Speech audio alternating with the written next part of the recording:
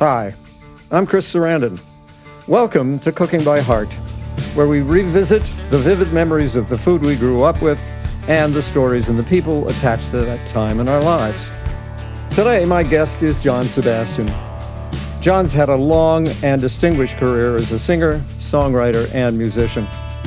As the leader of the folk rock band, the Lovin Spoonful, he wrote and co-wrote a string of top 10 hits in the mid-1960s that included the chart toppers Do You Believe in Magic, Daydream, and Summer in the City. And in 1976, he returned to number one on the charts as a solo artist with Welcome Back. As an instrumentalist, primarily playing harmonica, he's accompanied such artists as Judy Collins, Crosby, Stills and Nash, The Doors, Bob Dylan, the Everly Brothers, Art Garfunkel, Dolly Parton, Peter, Paul and Mary, John Prine, Bonnie Raitt. What a list. Yeah, man. And he was inducted into the Rock and Roll Hall of Fame in the year 2000 and the Songwriters Hall of Fame in 2008. Well, all I can say is I'm pleased and thrilled to welcome and introduce John Sebastian. Hi, John. Well, Chris, it's great to see you again. I think we've had a friendship that spanned a long time, but there's been a long blank in the middle. Yeah, right. A long intermission. Yeah. As it were. Now, I generally like to start the show because provenance, or where we're from, is so important in terms of the food that we talk about with Cooking by Heart. Tell me a little bit about your parents. Well, my dad is an Italian-American born in Philadelphia, and my mom is a woman from Dayton, Ohio. And they fall in love in New York City. She's how do they meet? Okay, well, just by hanging out with cool people, I guess. They were both in that sort of vaguely entertainment biz / Greenwich Village world. Right. Eventually, my mom would be the person that you talk to when you call Carnegie Hall. At other times, the person you would talk to when you call Clarion Concerts. Was she a booker? Well, no, my mom really, she was a terrific writer and wrote funny for radio for a very long time. She was drafted out of Dayton eventually by NBC, but it was steps where first she went to Cincinnati and did a show, and then she came to New York and was both a writer and a sort of a side performer. She'd fill in wherever things were needed, including the singer. If the singer didn't show up, she could fill in the singer. Right. So that was, she was a very artistic, remember this all started when she was 16. So this is for your modern audience. It's kind of the Tina Fey story. Well, not a bad antecedent, as it were. Exactly. Yeah, and your pop, your dad? And Dad was a classical harmonica virtuoso, which he always said, boy, that's 3 strikes, isn't it? But indeed, he was taking the instrument to new heights. And briefly, to try to explain how my life would start to shape up, he began to find that the United States simply had limited use for classical harmonica. Right. Whereas, you see, because at that time, in the 40s and 50s, it was really, the harmonica was the Harmonicats. And yes, right. Johnny Paleo biting the guy's ankle and this whole, that kind of a thing. Yeah, exactly. And it was very hard for, people to think of that instrument as anything but the little thing that you knock off the the dirt out of when you take it out of your pocket. And right. So anyway, meanwhile, in Europe, Dad was being called the Paganini of the harmonica. Whoa! How extraordinary! Who wrote what classical composers wrote for harmonica players? Well, I think probably the most visible for me is Villa-Lobos. Pietro Villa-Lobos was in New York, and I actually got to go to his house.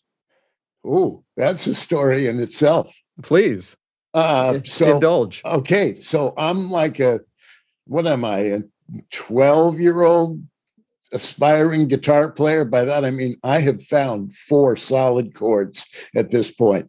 So I am listening to Dad and Mr. Villa-Lobos exchanging conversation about what the possibilities and the limitation of the 64 Hohner chromatic. And we're doing this. And Mr. Villa-Lobos goes out of the room. And we can tell that he's talking to his lady. And Dad points to the desk and says, open the top drawer. And me to open the top drawer of his desk. Right, breaking and entering your first time in Villa-Lobos. That's right. And Dad is watching this kitchen entrance that's going to bring him back into the room. Right. He's the lookout. Okay. He's the lookout. Right. So I open the drawer.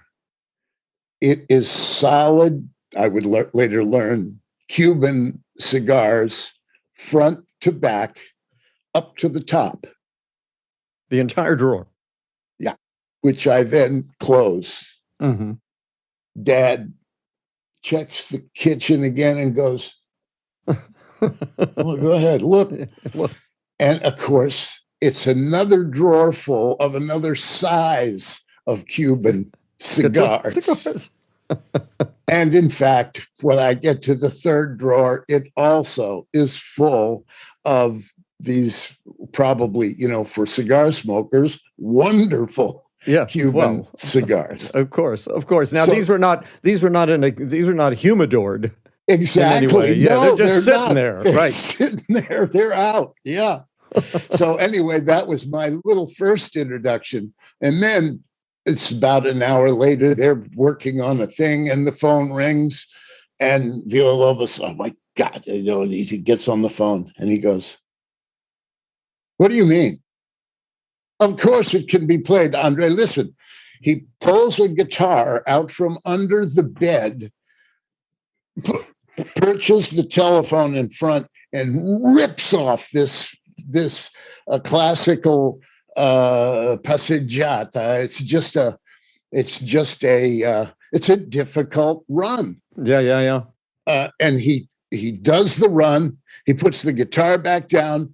He goes back to the phone. He says, Andre, never tell me that my music can't be played on the instrument. Slams the phone down. And I'm looking at Dad going, Andre Segovia?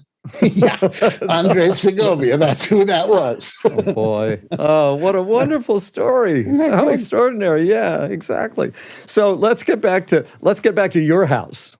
Okay, so as you're growing up now, was mom a cook? Dad a cook? So now here's what was going on. My dad comes from the Italian tradition. He's a wonderful cook. He's been in his mother's kitchen since birth and has also lived in Italy already for several years as a student, come back and forth, and even developed an interest in Chinese cooking because an opportunity came up to go to China.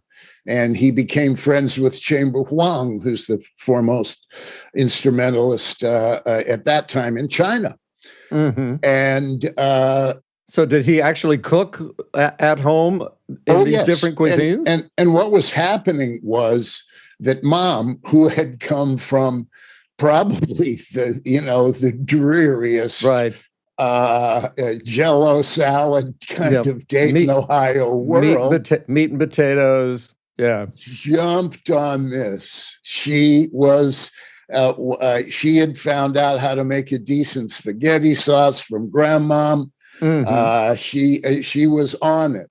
That's your dad's mom that she learned it from? My dad's mom. Yeah. So she learned the true Italian way. Very much. Of making what they call gravy rather than that's a Southern Italianism. Yeah. That's not the Abruzzese. Sorry to insult you. No, it's not insulting. It's regional. That's all. Yes, yeah, I know. It's regional. I enjoy every bit of that stuff. Yeah. So what was happening in my fairly early childhood was people were coming over to eat my father's food every weekend. Mm-hmm. And, one weekend it'd be somebody like Max and Sonia Liebman. Now, that may not be a familiar name to your younger audience, but if you ever saw a replay of Your Show of Shows, oh boy, it says, and now Your Show of Shows, presented by Max Liebman. Well, Max Liebman would show up every weekend to eat my dad's food with his wife, Sonia, and they would sit there. And now remember, I'm young and I don't know a lot of these references. And he's going, Melvin is driving me out of my mind. Last week, Sid held him out of the window. We're on the 6th floor. Now, it's just the kind of anarchy that you would expect from that show. I grew up watching that show, and that show was anarchy. It was crazy, wild, insane, live television. And those fearless second bananas, they were all so ready to just go with Caesar. Carl Reiner, Imogen Coca, Howard Morris. That was the troupe. Howard Morris was little sort of weaselly looking Howard Morris. And those shows were, I mean, I can still watch them because I remember when I was a kid sitting in the living room. When we had a TV fairly late in the world. I lived in West Virginia, so there wasn't a great TV station there. But when we had it, I would sit there, and my parents would look at me like I was crazy because they couldn't understand why I was so completely beside myself through all of the routines, the things that they would do, which were so extraordinary, speaking in foreign languages that weren't foreign languages, that were pidgin foreign languages. His talent at faking foreign languages was absolutely hilarious. Yeah, and the satires of movies, the From Here to Eternity satire. The shows were brilliant, and the writers on that show. When you think about it now, yes, Larry Gelbart, Woody Allen, Mel Brooks, Neil Simon was also. He was a junior writer on that show. So we'll return to Max Liebman. So Max Liebman is at your house eating dinner and telling stories about the show. And telling stories, yes. And this kind of thing used to happen all the time. 1 week we'd have some really glamorous opera singing lady. And then the next week we'd have like a very serious classical guitarist who just also was gorgeous. And it was rolling all the time. I mean, that was the thing. Was I kind of came out of an American culture where the conversation was always going. And I remember, and Mom, as a comedy writer, would have these guys over, usually to punch up scripts, but incidentally to eat dinner. Right. And the thing was that I had learned that, like, when certain of these guys showed up, you were just going to have you're just going to hurt all evening from laughing. That's right. You could not stop. It was hard to eat and all of that stuff. Yeah. Just the climate of these super fast comedic writers. Yeah. Exactly. And do you remember any of the specific meals? The things that were favorites of yours? Sure. No, and some of them were the most simple stuff, like knowing how to put together a carbonara when it was hard to do it with anything but bacon, except if you lived where we lived. Right. You go around the corner and there were Italian hog jowl, put it in there. Guanciale, yes. Guanciale, that's right. Yeah. Right. We talked about this. We talked about guanciale with Michael Tucker on this show. Mike, and Mike is they have a home in Italy, and he talks a lot about going to the butcher for fresh guanciale. Oh my God! Yeah, so beautiful. Yeah, yeah. So there was a constant kind of revolving door of guests who were coming and going, and I was also watching Dad cook. Mm-hmm. And did you help? Not much. Remember, I'm 8. Mm-hmm.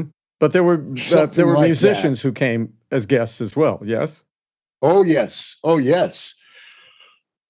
We used to have a cellist who would come over, and he had an enormous number of little nervous tics.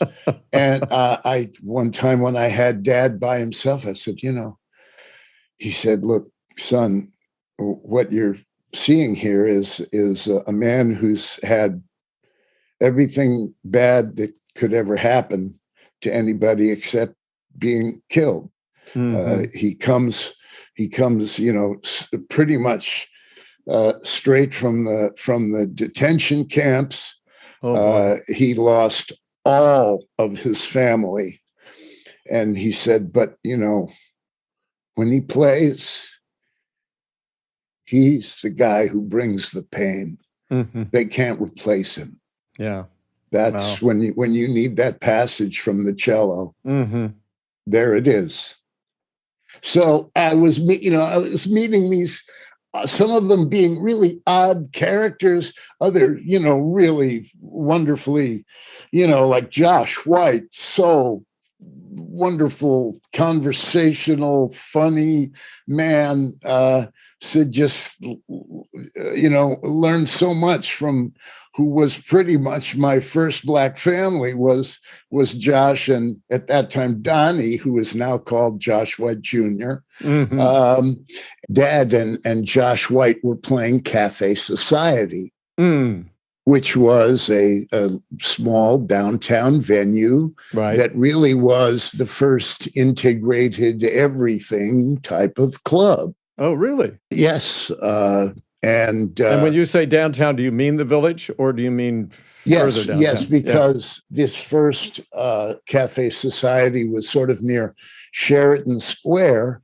And as time went on, there became a second Cafe Society in sort of, I guess it was in Midtown. Mm-hmm. And so that was a very friendly place for lots of interaction. And so I was privileged to be in the green room, and little Donnie and I would be playing while Dad and Josh are out there entertaining the folks, knocking them out. Yeah, pretty great. Wow. Now, so your father had a vocabulary other than classical. He knew how to play. Well, no, I couldn't say that he wasn't by any means attempting or being a blues harmonica player at all. He appreciated it. Once when in our house here in Woodstock, I happened to get my dad and Paul Butterfield in the same room. Wow. And wonderful. Butter was so wonderfully self-deprecatory and just said, "Oh, Mr. Sebastian, is such a pleasure to hear you do what you do. You know, it's just such a miracle. And Dad says, but Paul, you know, I love what you do. And Paul says, but Mr. Sebastian, all I really do is play one note. And Dad says, yeah, but you play it so well. Yes, absolutely. So there wasn't a salon at your house, but there was a kind of constant sort of inflow and outflow of musicians. It's a good description, because that really was at least once a week at dinner happening. Yeah, for us, yeah. And then the weeknights were because both of your parents. Now, your mom was working by then. Was she working in television, or just radio? It's mostly radio, but Mom really had her main success in radio, and it had taken her to NBC in New York.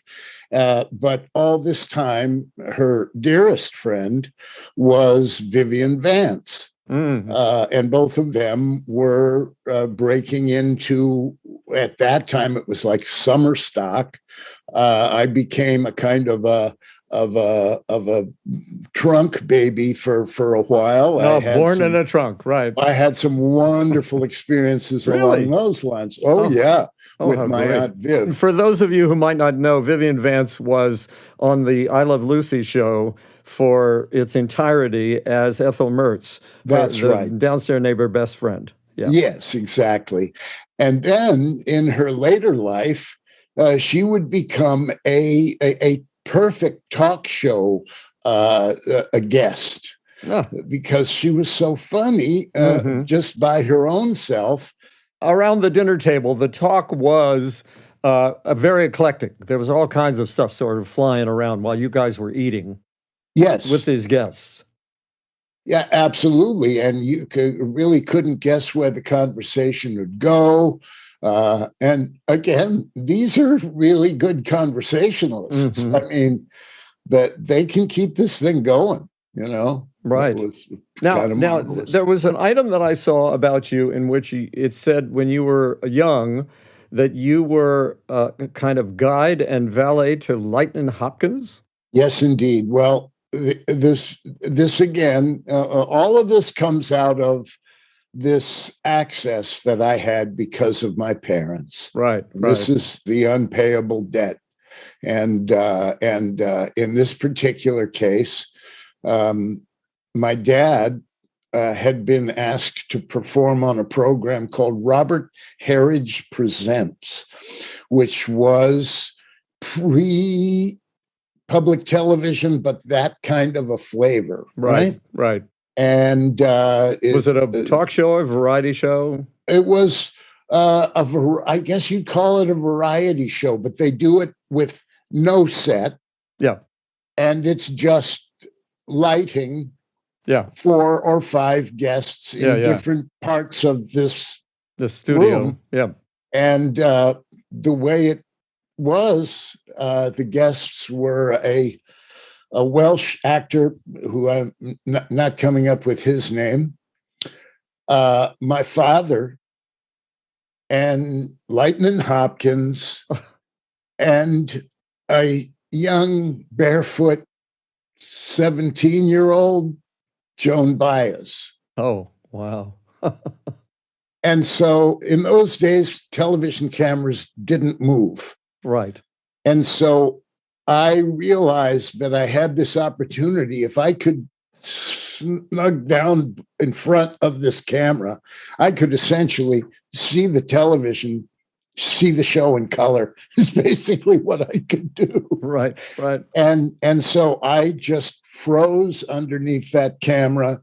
And when Lightnin Hopkins came on, I was gobsmacked. Mm-hmm. Now, I'd heard one record, which I had already begun to cherish.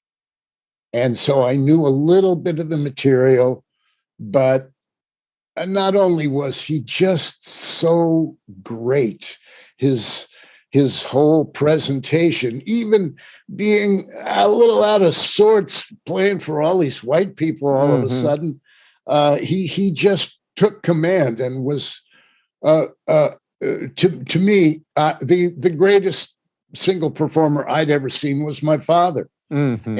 And now here was another guy with a completely other way of doing it. Right. And he was having the same effect. Right. And who dropped into the zone. That's right. Who just plunked down in wherever he was. He became.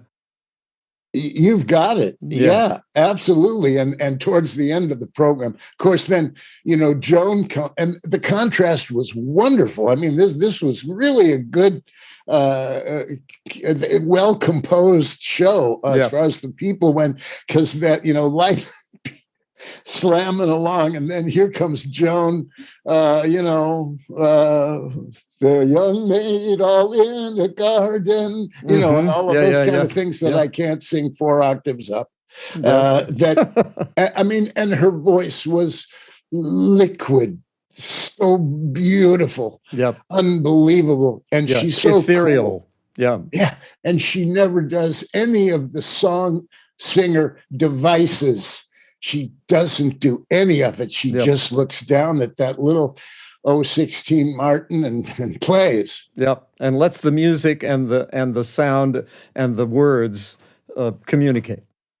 Yeah, they're in that voice. To me, I'm realizing a whole other body of folk music through her. So then the next thing that happens is the camera goes back to Lightnin, and Lightnin plays some kind of shuffling thing, and it's got a chorus about ain't he crazy? Mm-mm-mm. Ain't it crazy? Ain't it crazy? To keep on rubbing at that belly bone. And Joan starts cracking up. And it's on television. I mean, you can see this on Kinescope. Live. And to me, I was like, this guy can flip this coolest of women. Right. It was just so wonderful. Right. Okay, so the show ends. Everybody's standing around.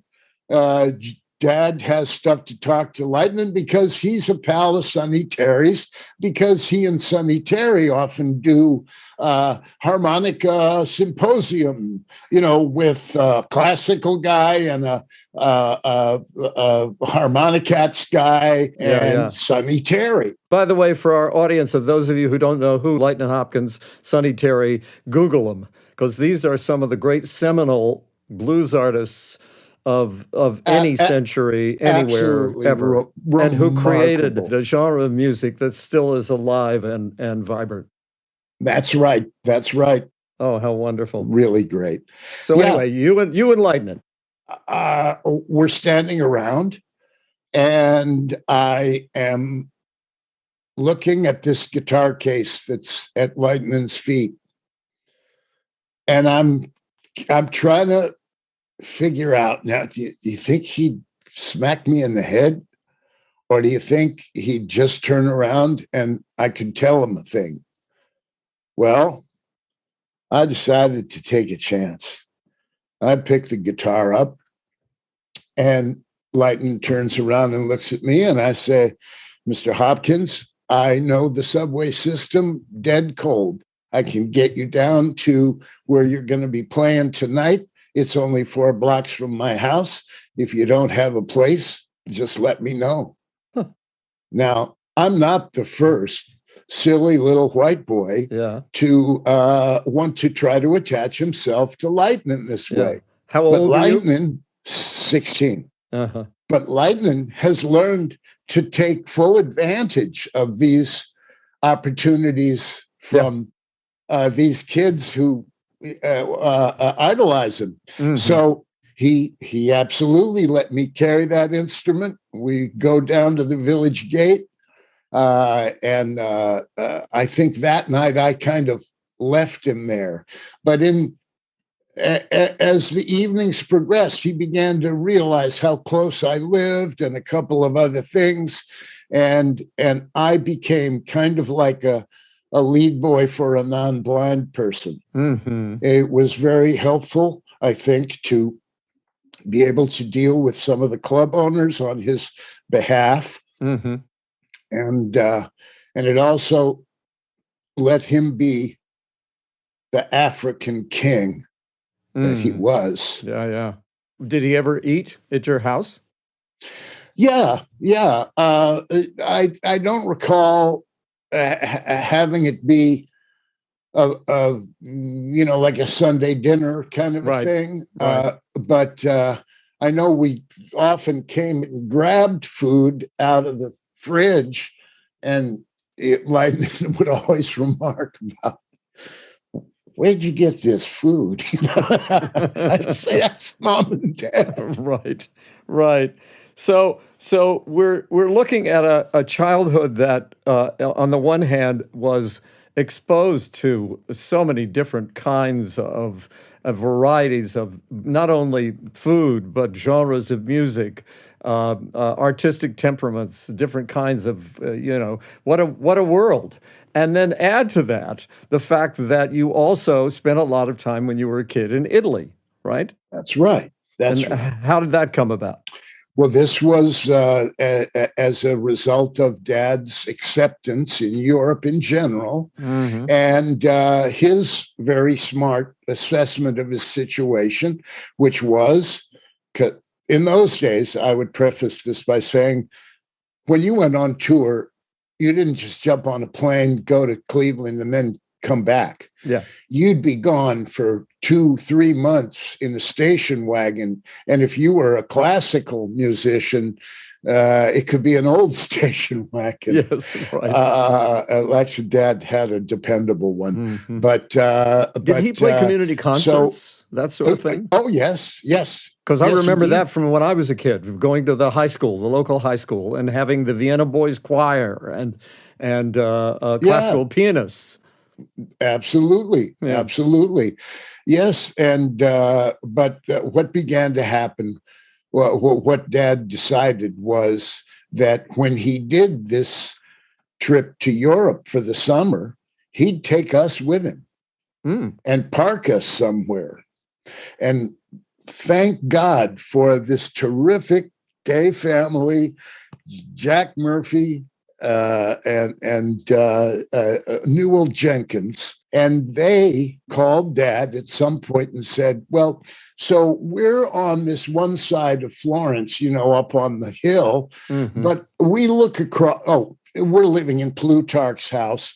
And by the way, live with this. Yeah. And across the valley, we see this little red tower, and we learned that it is rentable, that it's not being lived in currently. And this was the beginning of 5 summers. As soon as school was over, we'd get on the boat and hit it. We'd go to Genoa and make a little stop off in Sorrento.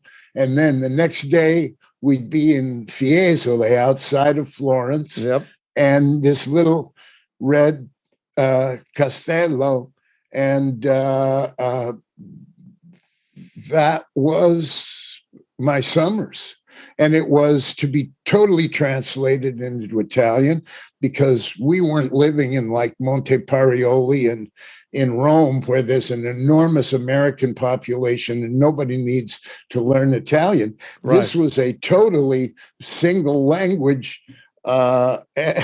complete with a dialect and everything. Right. 50 years later, when I go back and talk to one of my old friends from then, she goes, "You sound like you're from here." I go, what do you mean? She said, "You said Siciliani instead of Siciliani." And that soft SH noise, that's very Northern Italian. That's very Florence. Anyway, but our subject here is food, and no place else could I have ever managed to be exposed to such a variety of food. And it's all coming from a woman from the Po Valley, which if you watch any of the Bourdain stuff or the Tucci, the new Tucci show, they're all talking about, the Po Valley that's probably the mother of everything. There's things like the wind goes the right way so that you can hang the sausage up in the attic and it'll dry the right way. There's all kinds of stuff that makes the Po Valley this wonderful place.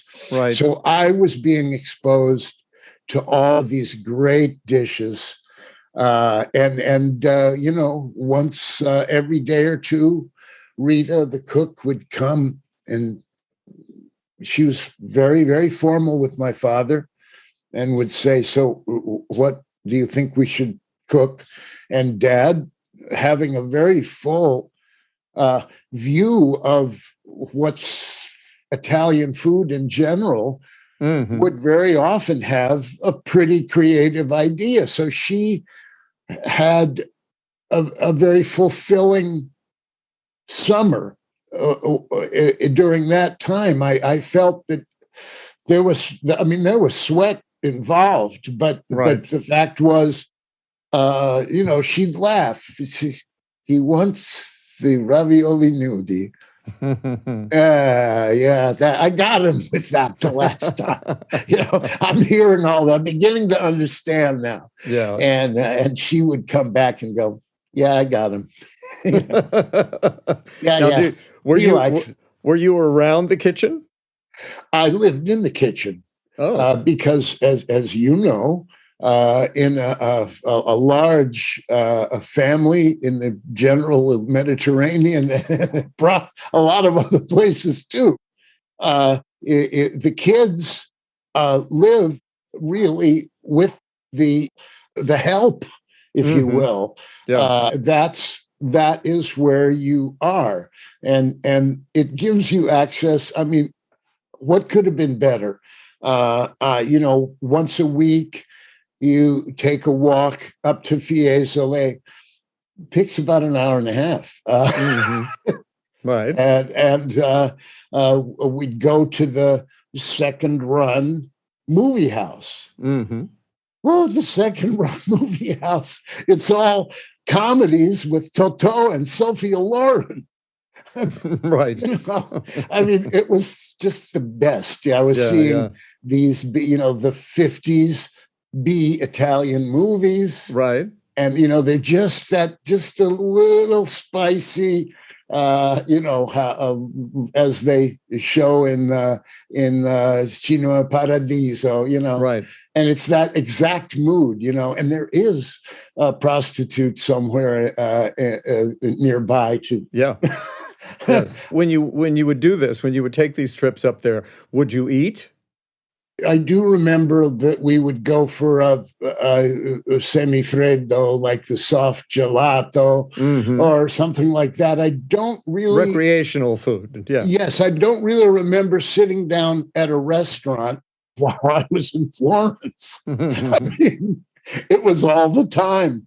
What was happening was another thing happening too, which was this is post-war Italy, in which jobs are absolutely very difficult to find. Right. And we start with the cook and a bambinaia. And this is pretty much vaguely in the same family. And a bambinaia is... The bambinaia is looking after my brother. So it's kind of a nanny. Kind of a nanny, yes, but she supervises me too. I mean, I got to do what she says, and I know that. Right. But what was beginning to happen was that Rita would come, and she's running her hands in her apron as she talks, and she says, "Signora, I have a cousin who does the laundry. You wouldn't believe it. Comes out springtime, fresh, so beautiful. She irons the sheets." And Dad goes, "Okay." Eventually, we have 4 people working for us because just to get everybody working. Yeah. You see the situation and you go, you mean whatever it is, $50 a week would be like a amazing thing? Exactly. To support an entire family. Yeah. And at that time. Yeah, that's right. So post-war. So I was having all the benefits and none of the difficulties of post-war Italy, really. Mm-hmm. Other than the ravioli nudi, any other dishes that you remember from that time that were favorites? Well, absolutely. And not all of them came from our house, because by now, the thing about the Villa Torrerosa is it's a little villa. And within the villa, there's a rich person. There's the guy that owns it. There's the people that are renting up the hill. They're the American South, Casa degli Americani. And then there's a farmer and his wife. And of course, they're the most interesting thing in the villa. So I would get up in the morning. I'd go to the farmer, and if it was a day when he didn't really want to bother with me, he'd give me the burro and the cow, and he had taught me how to go up the mountain with the burro and the cow to a grassy place where they would happily spend the day. And I would sometimes be on the back end too, where I'd to bring them back down.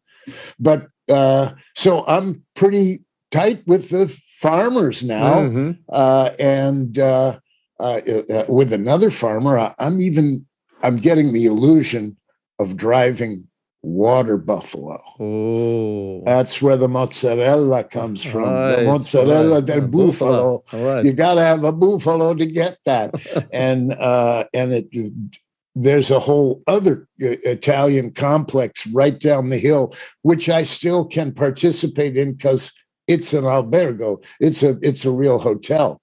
Oh. And so that hotel, they had a bigger farmer, a more elaborate, and that was the farmer that had the oxen.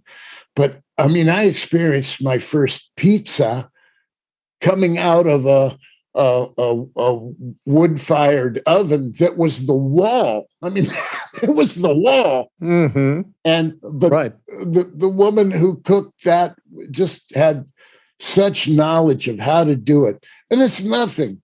It's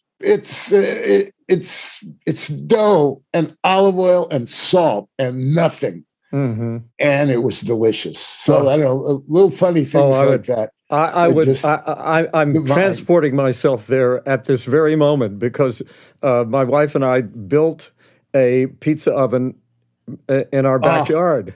Last weekend, we had all 9 of the grandchildren, all of our kids, our 4 kids, and we made pizzas, and we had roasted lamb because we had a belated Greek Easter dinner. Late afternoon, but we made pizza in the pizza oven. I want to talk to this woman if she's still alive because I still haven't gotten exactly where the coal should be and how to fire the oven properly. Interesting. It's an art. It's an art. It really is. So living in Italy in the summer was a revelation, not only in the sense of, you had grown up with Italian food because your father cooked Italian food. Your mother had learned how to make Italian food. Was your grandmother around when you were a kid? Very much. Yeah. Yes. No, did she cook for you? This was a virtuoso. I haven't gotten to the second generation. But that's where all of the food stuff comes from, is Maria Pugliese.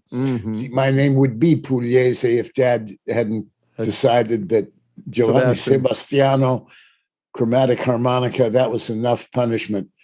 Not to add to Pugliese. Tell me about your grandmother and her cooking. Maria Pugliese was the wife of the president of the Sons Italy Bank, my grandfather, who was tremendously respected in the town. but it made it so that he couldn't even buy vegetables and fruit from the Italian vendors. They would give take it to him. take it. But this also created a situation where there was frequent need to be able to have a conversation away from the bank. And it could be with this glamorous food that Maria could cook, and with great variety. Again, one week is some fantastic lamb that's been just pulverized and Right. minted to death. Yes. And there's a couple of things like that I'll never eat that again.